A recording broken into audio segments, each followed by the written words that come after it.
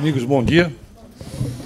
Na realidade, poderia ser 2016 ou 2016, reflexões e promessas a respeito do novo ano, não é verdade?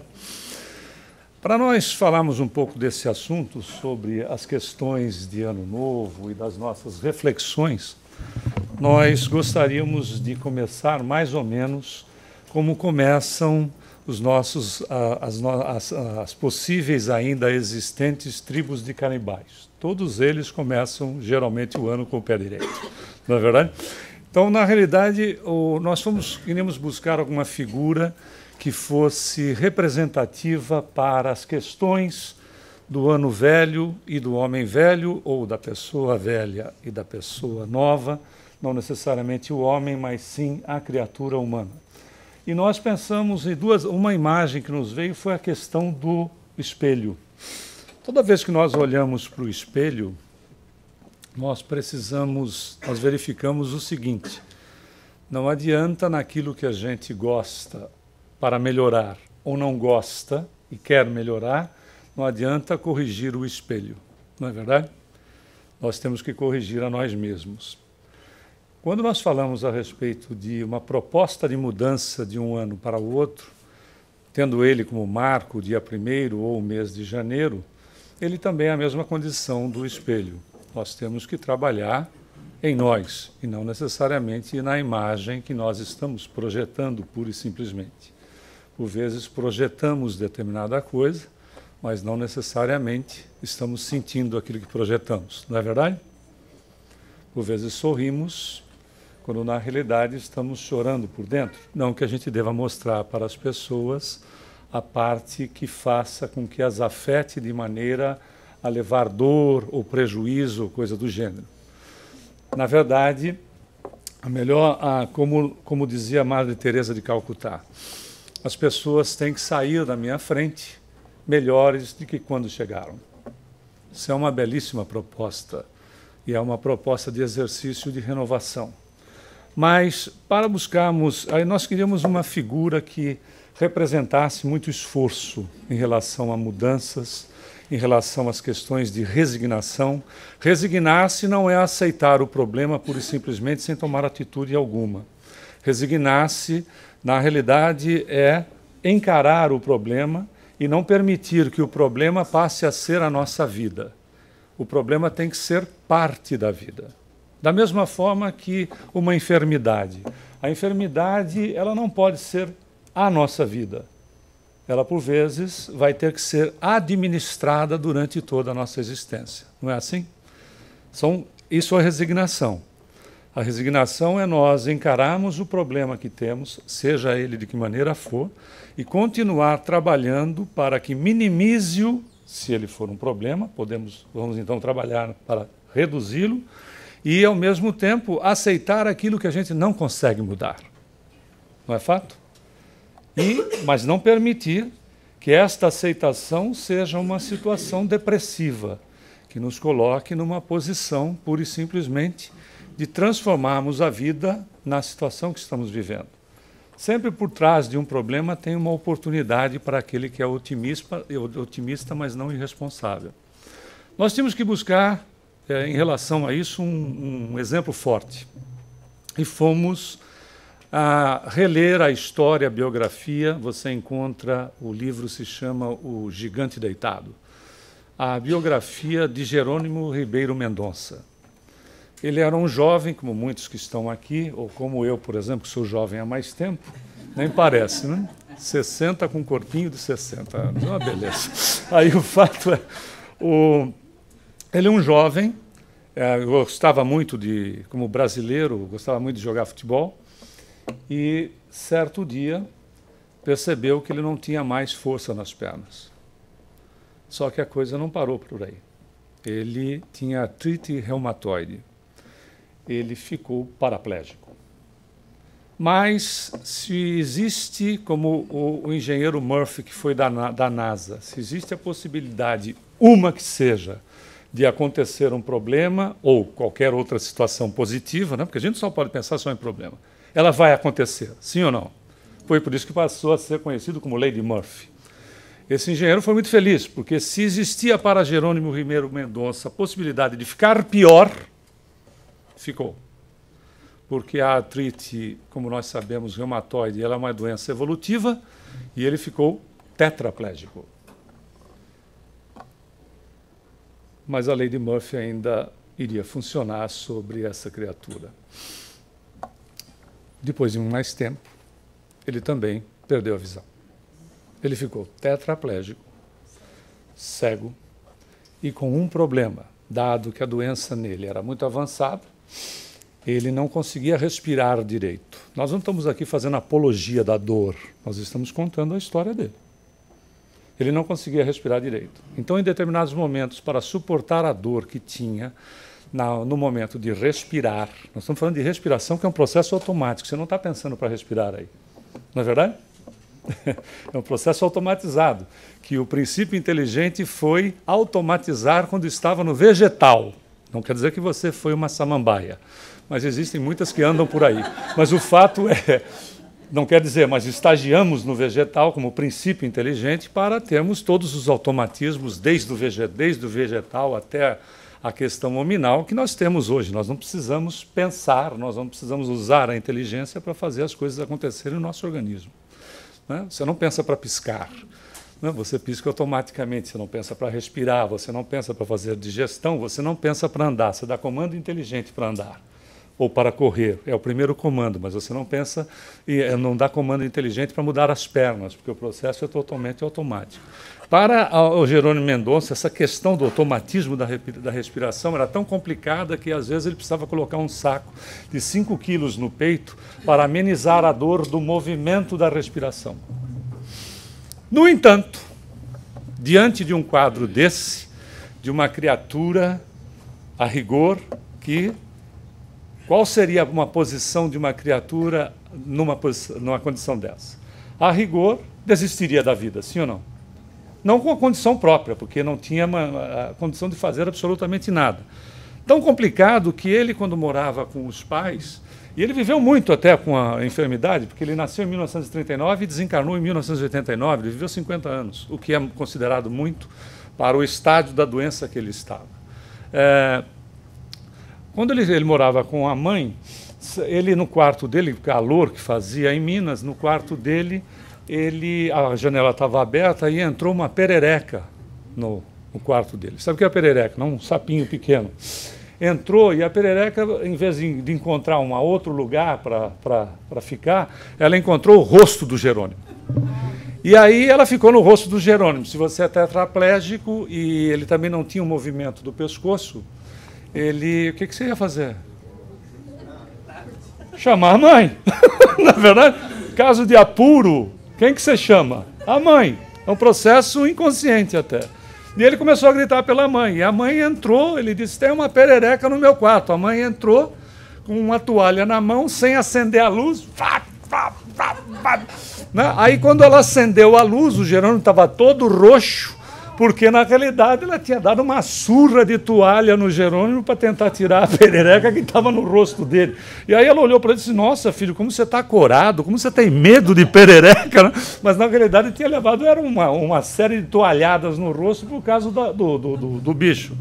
Então, a ponto de você ter que aceitar uma situação dessa natureza. Porém, foi, durante o período da sua existência, um dos grandes oradores lá no Brasil, um dos grandes oradores espíritas, e mais, através dele próprio, ele ditou vários livros, abriu instituições beneficentes para atender criaturas carentes, criaturas necessitadas, e como dissemos, ditou livros e foi exemplo de vida para muita gente. Algumas frases de Jerônimo Mendonça, por exemplo, sobre o tempo. Dizia ele, o tempo é sempre o mesmo. Ele tudo renova de maneira irreversível. Não conhece nada velho, nem deixa nada envelhecer, de vez que tudo está sujeito à sua ação transformadora. Mais interessante ainda, é que na química prodigiosa do tempo renovam-se mundos e seres. Assim sendo, passado e futuro estão no eterno presente, Nós é que passamos pelo tempo, não o tempo por nós. Ou seja, este momento agora é o seu melhor momento de vida. Querem ver? Vamos dar uma olhada nisso. Primeiro vamos ver o que a gente, via de regra, claro que isso não é específico, ele é uma tomada no mundo todo que o Google faz com as promessas do Ano Novo e as resoluções no mundo inteiro. Olha que coisa interessante, como pegando no mundo todo, independente da cultura daqueles que aceitam a renovação do ano como nós aceitamos, essas são as questões que as pessoas mais querem para o ano que se inicia. Amor, saúde, carreira, para aqueles que são profissionais, finanças, família, formação, fazer o bem e outras que não são classificadas nesse nível de importância, não é 1, 2, 3 ou 4, são os aspectos mais importantes que as pessoas colocam a respeito do trabalho que vão fazer ou daquilo que desejam para o ano que se inicia. Você pode ter a família em primeiro lugar, o amor em segundo, isso não importa. Mas olha que como são coisas interessantes em relação ao processo evolutivo, quando muitas vezes nós vemos pessimistas de plantão falando que o mundo está pior do que estava, que as pessoas estão piores do que estavam, que o mundo não é tão bom como estava. Isso é uma inverdade, porque os desejos das criaturas, se nós formos analisar, são todos voltados para aspectos positivos. Não é verdade? Aliás, pessoal, nunca se foi tão solidário no mundo como nós somos hoje. A partir da passagem de Jesus, há mais de 2000 anos atrás, com a formalização da Casa do Caminho por Pedro, João, Tiago, entre outros, seus apóstolos, que se chamava Casa do Caminho porque ficava no caminho de Jerusalém para Jericó, foi a primeira instituição beneficente que se tem conhecimento no mundo. A partir dali, nós nunca mais fomos tão solidários. A diferença é que hoje nós somos mais informados. Só que a informação atua nas pessoas de maneira muito diferente. Atua em alguns, na grande maioria, que ficam indignados com o que está acontecendo. Excelente, porque a indignação é evolução. Porque até outro dia nós nos divertíamos com os outros, uns matando os outros, sem nos indignarmos. Nós não ficávamos indignadas com a violência contra a mulher. Nós não ficávamos indignados com a violência contra a criança, fosse de que natureza fosse. Não é realidade? Mas não basta ficar indignados. Sim, é uma verdade. Mas é o primeiro passo para a criatura que já não mais aceita as situações de desrespeito para com ela mesma e para com o semelhante. Vide que isso é um levantamento em matéria de mundo. Claro, agora que a gente tem mais informação é inegável, sim ou não? Mas é que a violência, estudo de Harvard já apresentado aqui em uma outra palestra nossa, nos trouxe, e Harvard não assina qualquer coisa, sim ou não? Tem um estudo recente agora publicado, mais ou menos de 1 ano atrás, que eles pesquisaram 75 anos, ou seja, foi mudando pesquisadores para verificar o que te traz felicidade, o que te traz alegria e o que faz com isso fazer a pessoa viver mais. Sabe o que é? Relacionar-se bem. Que incrível, né? Pesquisado durante 75 anos. Pessoas que começaram a ser pesquisadas aos 20 e que aqueles que estão reencarnados estão com 90 e pouco. Relacionar-se bem. Mesmo que você tenha as discussões com marido, esposa, amigo, amiga, etc., você pode discutir com as pessoas, isso não é importante. O importante é que esse relacionamento, apesar de discussões, seja positivo. Você vai viver mais. Claro, existem todos os cuidados, né, da relação ao organismo, etc., alimentação, atividade física, tal, né, mas relacionar-se bem. Outros aspectos. E Harvard iria publicar, então, há cerca de 2 anos atrás, que o mundo nunca esteve tão pacífico quanto hoje. Qual é a visão que a imprensa, que a mídia dá? Exatamente a contrária. Não é verdade? Né? Que há mais violência. Pois a realidade não é essa. Querem ver? Em números. De 14 a 18, na Primeira Guerra Mundial, nós eliminamos cerca de 40 milhões de vidas. de 39 a 45, cerca de 80 milhões. Nós nunca mais tivemos, nem temos espaço para uma situação próximo disso. Nós não temos mais espaço no planeta para isso. Mas os conflitos, todos eles reunidos, não chegam sequer à metade daquilo que aconteceu de 1914 a 1918. O ser humano está melhor. Isso não é otimismo irresponsável. Isso é realidade comprovada por organizações que são muito sérias. Outras propostas feitas em Ano Novo. Fazer dieta, né? Isso é terrível. Trabalhar mais, bom, isso já faz parte. Gastar menos, né? Uma coisa, né, tem a ver com a outra. Novo amor, se for o caso, evidentemente. E outras situações que também a gente pode colocar como promessas de Ano Novo. E por que às vezes a gente não consegue? Não consegue quer dizer que todos não consigam. Por que às vezes algumas pessoas ou alguns de nós não conseguimos alcançar essas metas que a rigor parecem ser todas elas muito simples? O que mais distingue o ser humano para a gente entender essa situação de poder conseguir ou não são duas coisas básicas, que se chamam inteligência e vontade. E é interessante notar sobre esses aspectos da inteligência e vontade que, na realidade, vamos falar um pouco sobre a inteligência. Na sociedade, todos nós somos vidrados ou badalados a respeito da inteligência, sim ou não? Querem ver? Por exemplo, queremos ser inteligentes, não é verdade? E somos. Não é? E somos. Outra coisa, ter filho inteligente. E tem outra coisa a mais. Os filhos das mães corujas são os mais inteligentes que existem, os melhores da sala de aula, os melhores em tudo, não é verdade? Mas é claro, né? Você tem que ser marqueteiro, porque se você não valorizar o seu produto, quem é que vai? Não é fato? Então, na realidade, outra coisa. A inteligência é interessante porque, no final das contas, ela só é um farol que ilumina o caminho. Sabe por quê? Ela não faz você caminhar, não é? Ela te ilumina o caminho. Ela não faz a gente caminhar e tem uma outra coisa. Ela apenas indica o caminho e me dá a capacidade de discernir e distinguir entre o bem e o mal e entre o que eu devo e não devo fazer. O que acontece, então, o que é que vai fazer a diferença diante do uso da nossa inteligência? Se chama vontade. É a vontade de querer fazer. Porque a pergunta é, por que a gente não consegue? Não é, de novo, regra, não são para todas as pessoas. Pode ser para a grande maioria aqui isso não seja uma verdade. Estamos colocando sobre alguns aspectos, né? Sem generalizar. O que nos falta, se a gente for verificar, não é saber o que a gente deve ou não deve fazer. Sim ou não? Sim.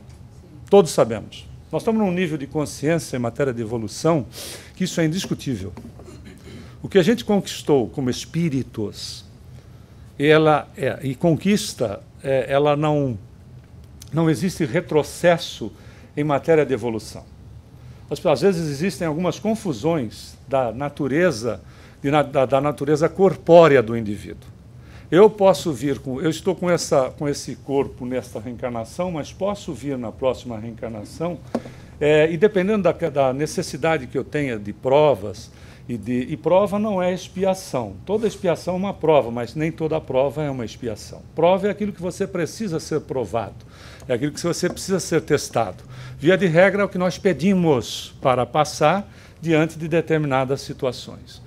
Então, se, por exemplo, a gente fala mal da vida alheia, espírita, a gente já disse milhares de vezes aqui, estamos só repetindo.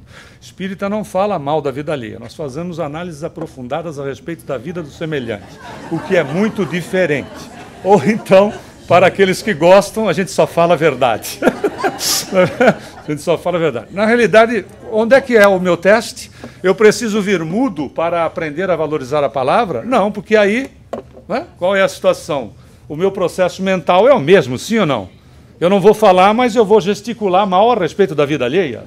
Eu vou dar um jeito de me comunicar. Então o processo não é punitivo, ele é educativo. É claro, ele é educativo, que é diferente. O que é educação nesse caso? É eu, de repente, ter consciência sobre o processo da minha língua, que diz André Luiz numa mensagem através de Chico Xavier, que se chama A Língua.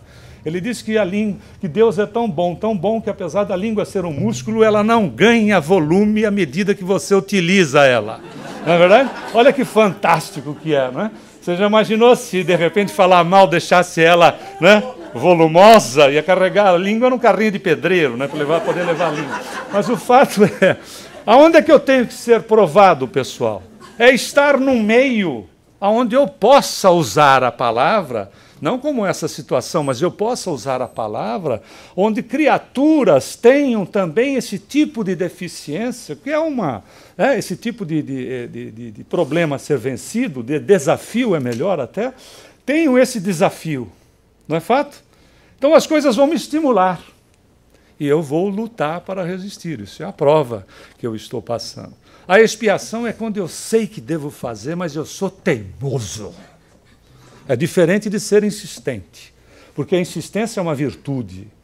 Como dizia o próprio Abraham Lincoln, né? Muita gente acaba tombando antes por ser uma criatura que desiste dos seus objetivos. E a gente então não pode se esquecer que ele perdeu 8 eleições antes de ser presidente dos Estados Unidos. Então, na realidade, muita gente acaba desistindo, até porque tomba antes de alcançar o resultado por desistir, por não insistir, o que é diferente de ser teimoso. Expiação é para gente teimosa. Eu sei que eu devo fazer, mas eu não faço. É estilo assim, eu sei que eu estou errado, mas eu não vou dar o meu bracinho a torcer. Exatamente isso. O que é que eu estou construindo para mim?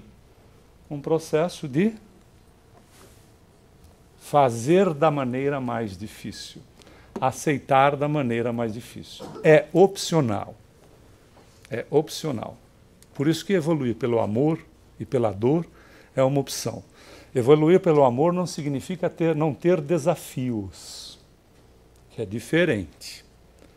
Evoluir pela dor é uma opção.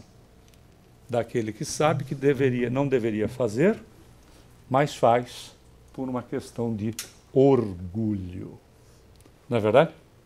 De orgulho. Eu não vou me rebaixar. Quando, na realidade, às vezes, nós nos perdemos por nada, por coisas insignificantes. Então a gente sabe o que deve ou não deve fazer, sim ou não? O ponto todo, o que falta é querer. O que falta é vontade. Quando a gente não quer, quando a gente quer, não existe força que tire do seu caminho. Por isso que Jesus diz, quando você pedir alguma coisa para o Pai, peça acreditando que você vai receber. Não aquelas coisas absurdas que às vezes a gente vê em livros, que se você ficar mentalizando a joia da Tiffany's, etc., de repente a joia da Tiffany's desaparece. Se você ficar mentalizando a joia da Tiffany's e não trabalhar para comprá-la, ela não vai aparecer na sua casa. Ok? Estamos combinados? Não tem espírito que vai desmaterializar lá para materializar aqui. Ok? Porque eles não vão roubar a Tiffany's para entregar para você. Então não existe isso. Né? Nenhum espírito vai se encarregar, o seu mentor não vai roubar lá a Tiffany's para trazer o diamante para a sua casa. Então a realidade é foco. Quando eu dou foco, quando eu quero, eu faço. Sim ou não? Quando eu quero, eu faço.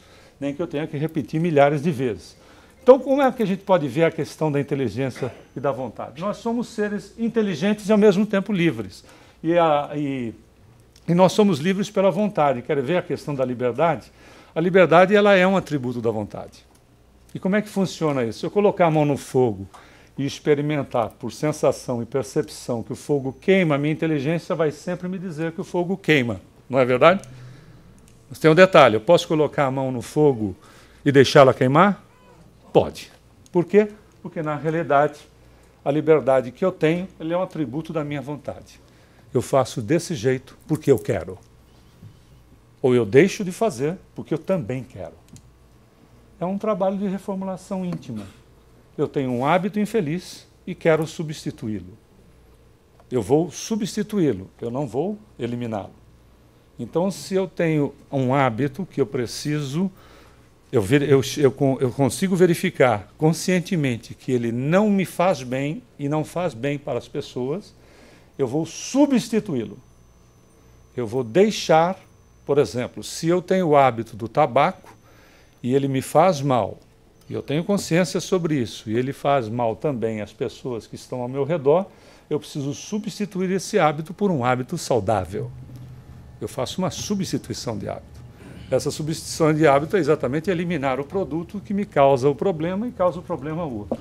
Quando, então, essa situação vai acontecer? Filósofos já falam a respeito, nos fazem duas perguntas. Quando é que a gente é livre e quando é que nós somos inteligentes? Olha que coisa interessante, como a vida realmente traz muita simplicidade no dia a dia para nós.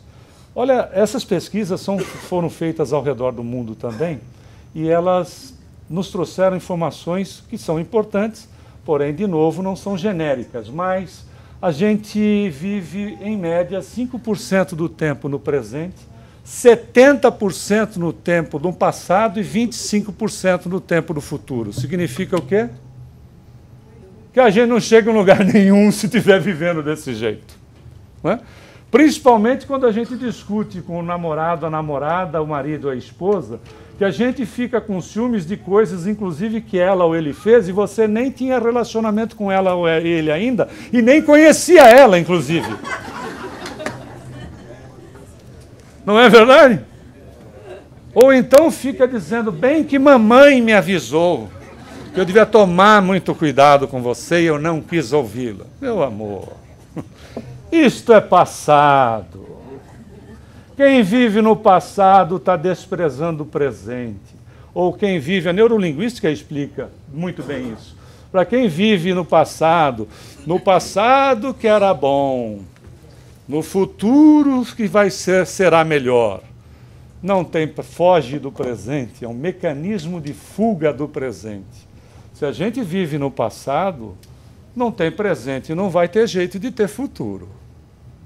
Então, por isso que quando nós começamos a palestra, nós dissemos, esse é o momento, é o melhor momento da sua vida. Sim ou não? Porque você pode desencarnar tomando passe. Não vai acontecer hoje, não se preocupe. Mas é uma realidade. Nós trabalhávamos numa instituição que atendia 5.000 pessoas por dia lá em São Paulo, que é uma das maiores casas espíritas que tem no mundo. Tivemos 2 ou 3 casos. Você sabe que ganhar $1,3 bilhões, não é net, no Powerball acumulado, está em $1,3 bi. Né? Net dá $800 milhões, net. Né? É um em quantos milhões? 258 milhões. Gostei do número, né? 258.367.543. Gostei do número, parabéns. Aí Desculpa a memória. E eu. Muito bem. É uma coisa impressionante, não é verdade? A situação significa que só existe esse momento. Não é não ser precavido, ok? Não é não investir para o futuro. Óbvio. Você não vai deixar de fazer previdência, porque você já sabe, sem ter mediunidade de premonição, você já sabe qual é o desdobramento. Sim ou não? Então, uma coisa é ser previdente. Eu conheci um sujeito, pessoal, adoro contar causos. Eu conheci um sujeito, presidente de uma organização muito grande, e ele era relativamente jovem, estava com seus 60 e poucos anos, é um jovem, né? Aí, pois é, eu já estou na época do pois é. Aí ele, certo dia, e ele teve uma carreira exitosa, certo dia ele me ligou para se despedir dizendo que ele estava deixando a empresa. Eu achei aquilo, num primeiro momento, um absurdo.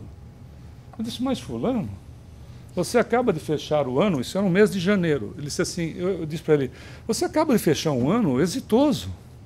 O resultado, o percentual dos gols dele tinham superado além das expectativas. E eu disse, significava que para um presidente de um conglomerado, de uma corporação, significavam muito mais bônus, porque esse pessoal já não é mais salário, né? São bônus, estoques, etc. Significava muito dinheiro que ele já iria receber por conta dos resultados.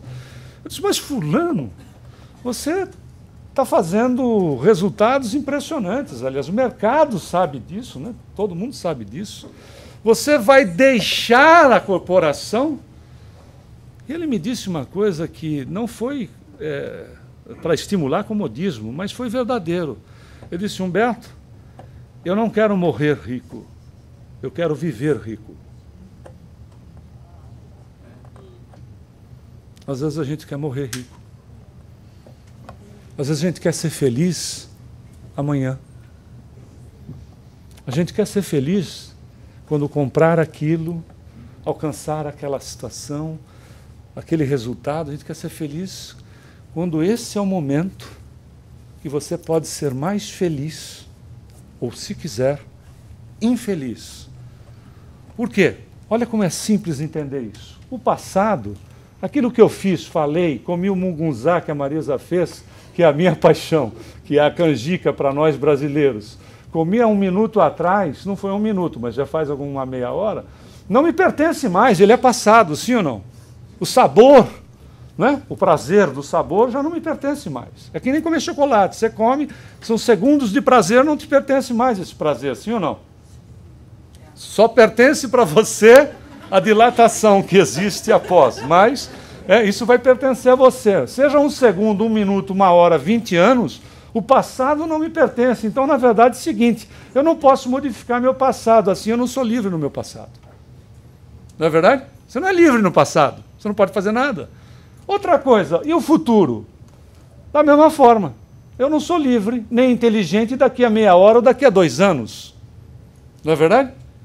Eu não sou livre daqui a meia hora, daqui a 2 anos. Posso não estar nem aqui. Posso estar desencarnado, posso ser livre em matéria de espírito, mas eu não. Por quê? Porque é simples, o futuro, seja ele 1 segundo à frente, 1 hora ou 20 anos, ele não me pertence ainda. Não é verdade? Você já parou para pensar que o relógio são 12:10? Já foi. Parte da sua existência, da minha, da nossa, já foi. Não tem mais o que fazer. Não é verdade? Por que então ficar cultivando coisas daqui de trás, se a situação é aqui ou agora? Então, quando é que a gente é livre? Na realidade, nós somos livres e inteligentes no momento presente. Então, está na hora da gente, se é no momento presente, está na hora da gente parar de fazer muros ao redor de nós mesmos, de caixas vazias, ou seja, de coisas que já foram, ou de coisas que ainda não aconteceram. Não é verdade? Ou de coisas que ainda não aconteceram. Elas vão acontecer à medida que eu vá me esforçando, mas elas ainda não aconteceram. Então eu não posso ser feliz e inteligente lá. Eu tenho que ser feliz e inteligente aqui. Porque se o futuro é projeção do meu presente, se eu não fizer nada aqui no presente, qual é a projeção que eu tenho para o futuro? Então, na realidade, pode gerar o sentimento de não realização. Por quê? É frustração ou de não realização ou de frustração com a vida. Porque ou nós estamos vivendo no passado ou no futuro. Significa dizer o seguinte, quem vive no passado é depressivo, quem vive no futuro é ansioso. Está doente do mesmo jeito. Está doente do mesmo jeito. Se é para trás, estou depressivo. Se é para frente, estou ansioso. Estou enfermo. Estou jogando, brincando com a minha felicidade. Estou perdendo tempo com a minha felicidade. Né? Sorria mais. Bate pé, porque só movimenta 16 músculos da face para sorrir, para você ficar mal-humorado 80. Com a vantagem, você fica mais velho mais cedo, inclusive, porque vai enrugando mais as coisas. Não? 80 músculos que você movimenta, uma plástica que ajude, minha filha. Quase nunca, então, a gente está vivendo o presente, que é, na verdade, o único momento da nossa real, o único momento real da nossa existência. Olha o que o Buda, Siddhartha Gautama, dizia 500 anos antes do Cristo. O segredo da saúde mental e corporal está em não se lamentar pelo passado, não se preocupar com o futuro, nem se adiantar aos problemas, mas viver sábia e seriamente o presente. Não é não fazer previdência, é usar da sua inteligência para um momento que é verdadeiro, que é real. Então não deixe para amar amanhã. Não deixe para dizer para a criatura que você a ama hoje. Eu tenho um amigo que é expositor espírita, e também ele é dirigente de uma casa espírita, num dos estados do Brasil, que ele ficou viúvo e ele que cuida dos filhos.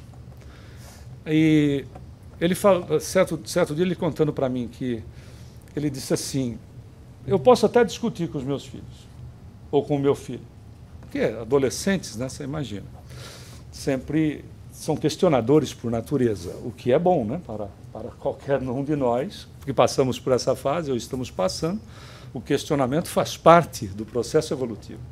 Ele disse assim, mas na hora que eu vou sair, eu digo assim, vem cá, me dá um abraço. Dá um abraço, eu quero te dizer que eu amo você, você pode estar irritado porque você não vai ter determinada coisa, ou não vai em determinado lugar, mas eu quero dizer que eu te amo.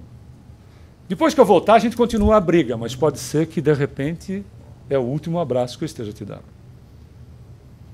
Não é fato? Pode ser o último. Aquilo que a gente deixou de falar, o sorriso que deixou de dar, pode ter sido a última oportunidade. Então não percamos a oportunidade. É nisso que o Siddhartha Gautama, o Buda, né, o iluminado, 500 anos antes de Cristo, nos chamava a atenção. Por quê? Porque se o passado é história e o futuro é prospecção, o presente é a atuação. Se a gente não atuar, porque aqui já não dá mais. Lá eu não sei, eu só estou fazendo prospecção. Eu tenho que atuar e viver a realidade no presente. E por que às vezes a gente não consegue mudar, não é? Não consegue sair da armadilha da caixa? Não tem a desculpa do outro. É uma situação muito simples de entender. A gente está na zona de conforto.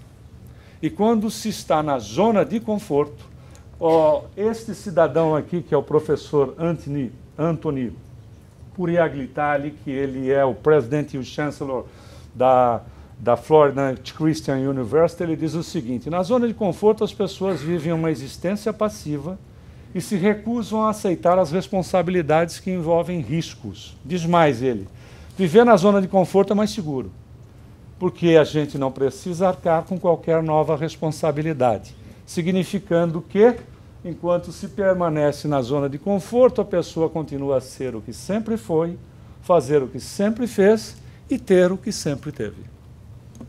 Simples. Não tem do que reclamar. Ok? Está confortável? Tá. É assim. Nós tendemos ao conforto? Sempre foi feito assim, agora vem você querendo mudar tudo. Está na cara que é vassoura nova. Varre bem.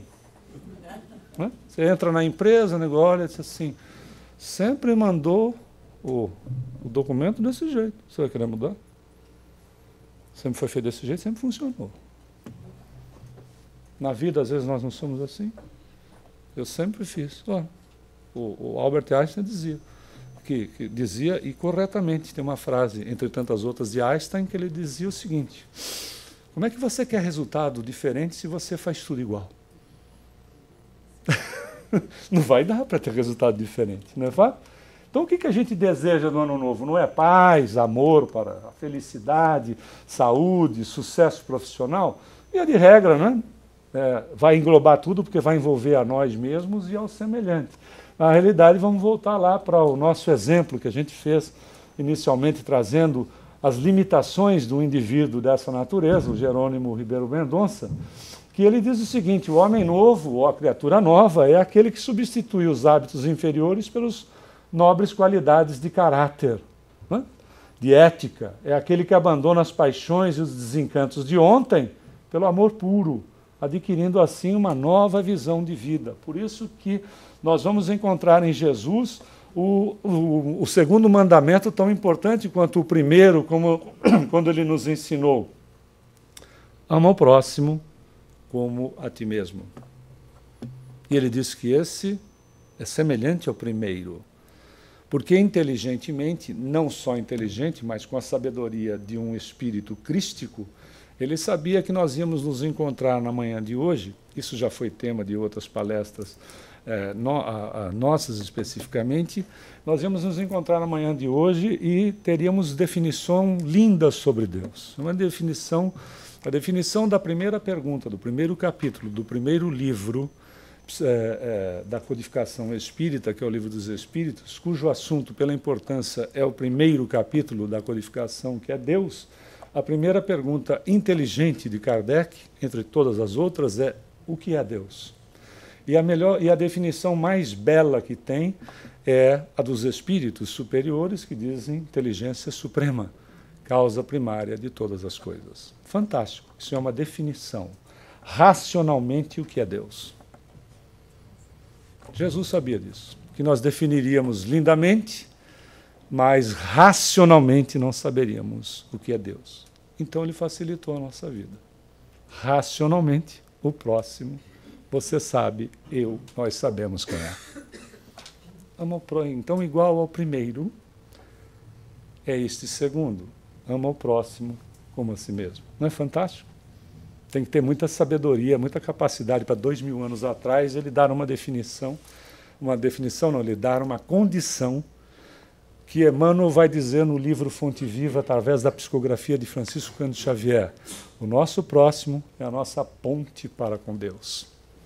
Eu sou bom, ou procuro me melhorar, porque o próximo me permite. Por isso que a gente vive em sociedade, a começar daquela que chamamos família, para depois expandirmos para a sociedade que um dia será cósmica, na condição de que todos nós seremos irmãos e irmãs. Então, qual é a situação? A gente vai ficar na zona de conforto ou vai cair fora? É decisão, não é verdade? É decisão. Então, sai da zona de conforto, se ela tiver. Experimenta o novo. Use a inteligência para escolher, use a vontade para seguir e viva um dia de cada vez. E viva esse dia, que ele é importante.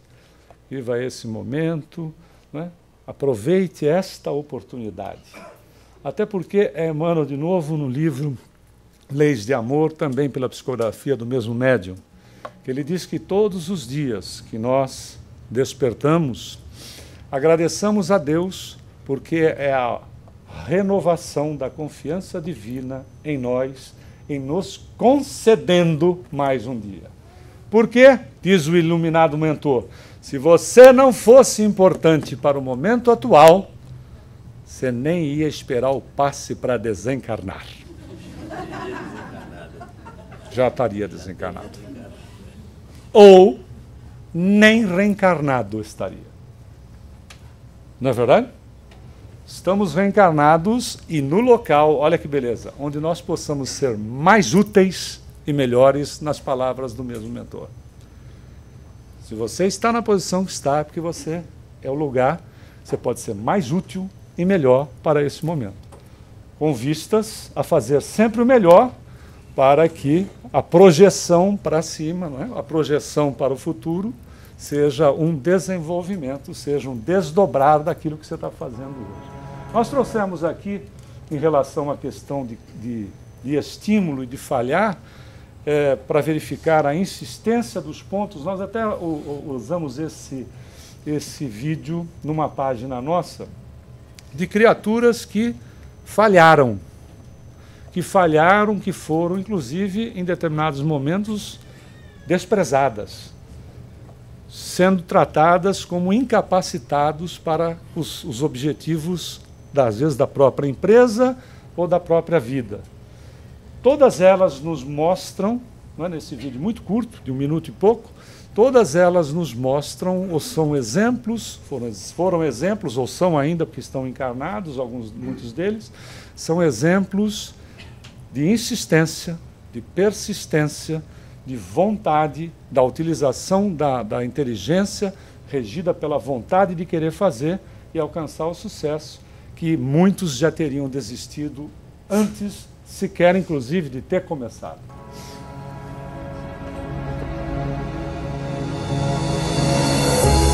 After being cut from his high school basketball team, he went home, locked himself in his room, and cried.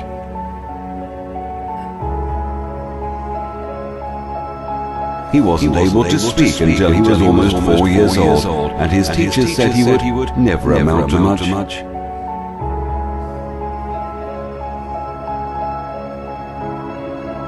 was demoted from her job as a news anchor because she wasn't fit for television.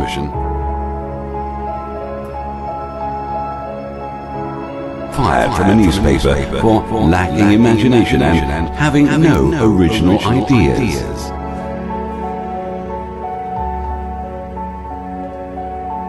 At age 11, he was cut from his team after being diagnosed with a growth hormone deficiency, which made him smaller in stature than most kids his age. At 30 years old, he was left devastated and depressed after being unceremoniously removed from the company he started.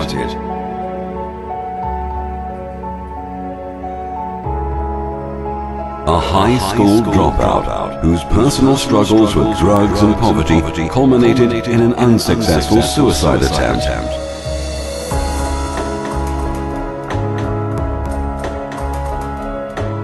A teacher told him he was too stupid to learn anything, and that he should go into a field where he might succeed by virtue of his pleasant personality. Rejected by Decca Recording Studios, who said, "We don't like their sound, they have no future in show business."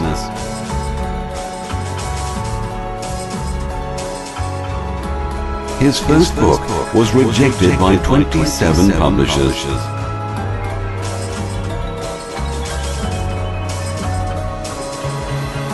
His fiancée died, failed in business, had a nervous breakdown, and was defeated in 8 elections.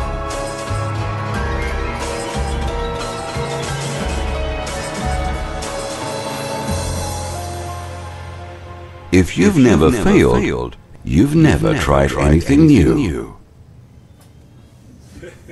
E o que então o Ano Novo pode trazer para nós, pessoal, depois daquilo que a gente pôde ver aí, né? As pessoas, quantos desses não poderiam ter chegado a lugar nenhum por uma desistência, né? E ainda estão fazendo, muitos deles ainda fazendo um sucesso impressionante. O que o Ano Novo pode trazer para nós, se não agora 355 novas oportunidades. Então, muita paz, muito sucesso a todos, um 2016 de muita alegria. Jesus.